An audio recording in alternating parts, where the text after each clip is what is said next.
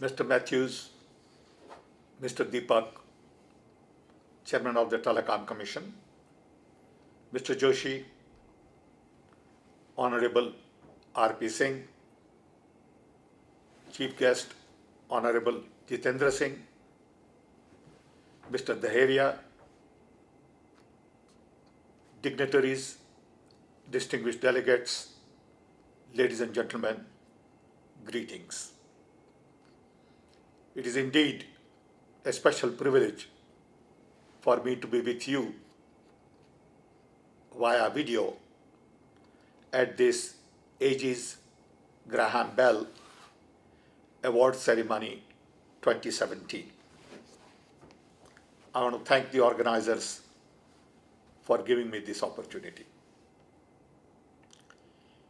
It is a special privilege also to be with my telecom community in India. I remember working with many of you. I miss my association and the opportunities I had, and I want to thank everybody for the support they have given and the journey I had. I started my journey in telecom in 1980 when I gave a presentation to Mrs. Indira Gandhi, then Prime Minister, and mentioned the fact that telecom and IT would change the face of India. That was just about 36 years ago. Then we had roughly 2 million telephones for 650, 700 million people. It used to take 10 years to get a telephone connection. In a short span of this 3 decades, today India has 1 billion telephones, and we are a nation of a connected 1 billion. A lot of this credit goes to political will of people like Rajiv Gandhi,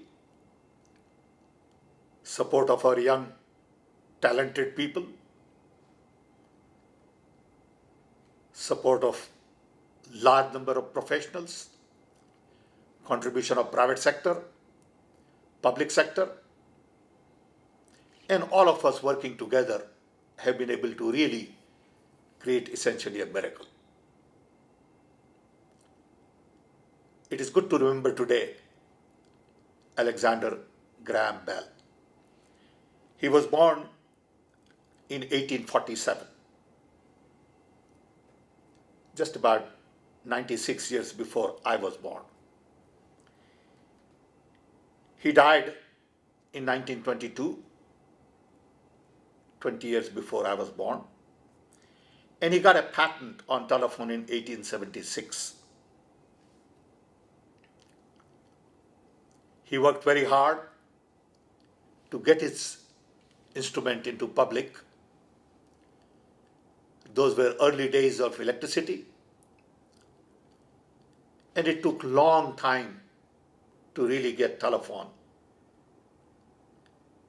to become a consumer device. It took almost 115 years to get to about billion phones in this world. And most of the phones were in rich countries. I remember growing up in telecom, we used to say that if you have lots of telephones, you are bound to be rich. And if you're rich, you're bound to have lots of telephones. Then cost per line used to be about $1,000 a line for a long, long time. Then came mobile telephones, and cost per line went down from a couple of $1,000 to 1,000 to 500 to 200, and finally it hit below 100. As soon as it hit below 100, we added in 15 years 7 billion more phones. And that is the miracle of affordability leading into scalability and sustainability. Today, mobile telephone is everywhere, not just in India, in Africa, Latin America, rural areas, urban areas, with rich, with poor. And it has become an instrument of lifestyle management. It is no longer just about talking on telephone. It is about managing your lifestyle, e-payment, e-commerce, surfing through web. All of this has been possible because smartphone and web and internet all came together. Internet has essentially changed everything. It has changed business models, delivery systems, products, services, and it is going to have far-reaching implications on everything we do today and everything we will do tomorrow. So the real challenge for all of us today is to take telecom and IT and internet and web and smartphones and connectivity to the next level. So far we have used telephones to just talk and do a little bit of data functions. But in the future, everything we do is going to change completely. But there are two real pieces to that puzzle. One is the infrastructure. What kind of infrastructure we are going to build today for the integrated communications challenges of tomorrow? Today's infrastructure requires robust connectivity, and we know that with billion phones in India, quality of service needs little more attention. Connectivity also is not up to the mark in rural areas. So as part of the infrastructure, real challenge today is connectivity. How do we connect large number of remote areas to high capacity broadband networks? About a decade ago, we launched a program on Knowledge Network to connect 1,500 nodes with 4 gigabit bandwidth to connect all our universities, libraries, and R&D institutions. It has worked well, and now the key is to really use that effectively by developing local applications, local content, and creating local business models to expand our knowledge base. Then we need connectivity to panchayats, and for that we launched a program, what we used to call NOFN, now it is called Bharat Network or Bharat Broadband. The idea was to connect 250,000 panchayats to optical fiber. We already had then about 1 million kilometers of optical fiber, and our goal was to add another 500,000 kilometers. Program was supposed to be done in 3 years, never got done on time. Lot of bureaucratic bottlenecks. In spite of the fact that we had all the funding, we just couldn't organize. Working together with BSNL, RailTel, Power Grid, to build the kind of network we needed to build in 3 years. I'm told that work is continuing, but we need to expedite it. Fortunately, the program for UID, Aadhaar,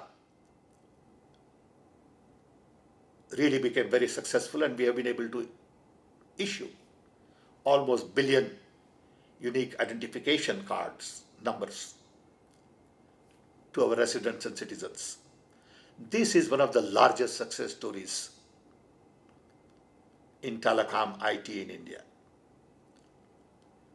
So beside connectivity and UID, we need platforms for GIS. We did a cabinet note, got a cabinet approval, but GIS work has also been slow. So if we need a number to identify a person, we also need IP address to identify physical location, and that was the idea behind GIS. Then we need applications, lot of applications for e-governance areas, passport, driver's license, police, computerization of courts. There are hundreds of things like this that need applications, and we had identified 30 major applications in the government. Then we need data centers, cybersecurity. All of these things related to platforms are key to building infrastructure of tomorrow. Digital India then will become a reality. Digital India is not about websites and tweeting and Facebook accounts. Digital India is not about social networks. Digital India is about robust information infrastructure to democratize information. Digital India is about empowering people. Digital India is about open government. Digital India is about transparency. And a lot of this requires change in mindset. We cannot build Digital India with the old processes, old programs. For example, in e-governance, I have said for almost over a decade that there is no sense in computerizing age-old processes left behind by British Raj. We need to redesign processes. Take, for example, court cases. We have something like 30 million court cases pending. We have the technology. Can we really use this digital technology to reduce time to justice from maybe 10, 15 years to 3? And that requires change in mindset. That requires us to use new tools, new technology in an effective way to really deliver citizen services to people. Governance is a major challenge in Digital India. We also focused earlier on creating several portals: water portal, energy portal, portal on environment. If you get a chance, I request you to look at some of these portals where we have huge amount of information, but very few people really access it. Because information is available as knowledge. Unfortunately, very few people use it. So Digital India would be very effective and meaningful for a country like India when our young begin to benefit from it, create new jobs, innovate, create new opportunities, and solve problems differently. We need more entrepreneurs in Digital India to really solve problems using new tools and new technology to benefit large number of people at the bottom of the economic pyramid. We talk about social innovations. We talk about social entrepreneurs. I think social entrepreneurs and social innovation has a lot to do with using digital technology to do things differently. What is the role of digital technology in agriculture, in food, in water, in sanitation? These are tough questions, and answers really lie in Indian way of doing things and not necessarily in Western way of doing things.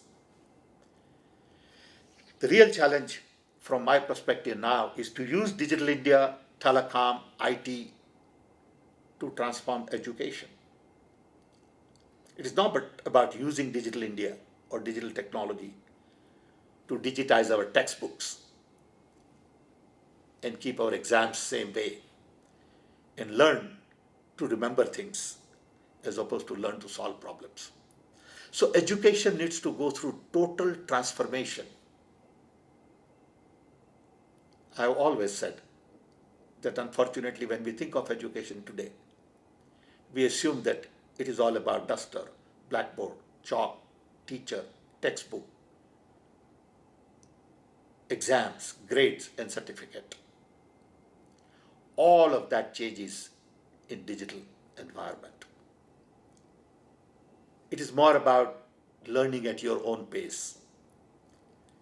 It's about a completely different model of learning, which is focused more on self-learning with motivation, time, and content, and not about broadcast way of learning. Today, we still have broadcast mode of learning, but we have new tools. So there is a disconnect. Same with health services. Same with governance. So I see a huge need for generational transformation in India to be able to use digital technologies. We are all lucky to be living in best of the best times in the human history. Connectivity has changed human societies all over the world. In fact, a lot of the tension that I see today in the world also has to do with knee-jerk reaction to global connectivity. Now that all 8 billion people are connected, how do we relook at the world? Earlier we were not connected. Now do national boundaries make sense? Do we really need to be looking at world very differently? More as a holistic, monolithic mass? Do digital technologies have impact on environment? These are tough questions that we haven't even started asking yet. But I am so excited about the potential that telecom and IT offers. I'm equally excited about the fact that today you are celebrating Alexander Graham Bell Award ceremony. I want to compliment all of the award winners. I want to wish them all the best, and I want to recognize their contribution. Every drop adds up.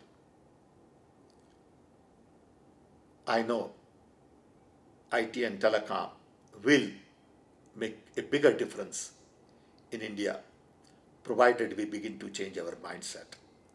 We need to be much more open, transparent, honest, sincere, networked, connected, democratized, decentralized, because these are the real pillars of information technology. To me, information is the fourth pillar of democracy, beside judiciary, the legislation, and executive. How do we really use this fourth pillar of democracy to empower everybody, to bring equality, equity, expand, excel? These are the real challenges. Technology is one piece of the puzzle. And I hope a lot of our young could join this journey and really make a difference in the lives of large number of people who are at the bottom of the economic pyramid. I had a very interesting journey in India in my effort to connect India. It started almost 35 years ago. I've written a book on it called Dreaming Big. If you get a chance, have a look at it. And that will tell you a little bit about what it takes to get something like this done in a complex country like India. In a sense, one part of the journey has finished. We are connected. But the real big piece of the journey begins now. And that has to do with, what do you do with the connectivity? Now that you are connected, are you really going to transform India in a big way in the next 20 years? Good luck. Thank you.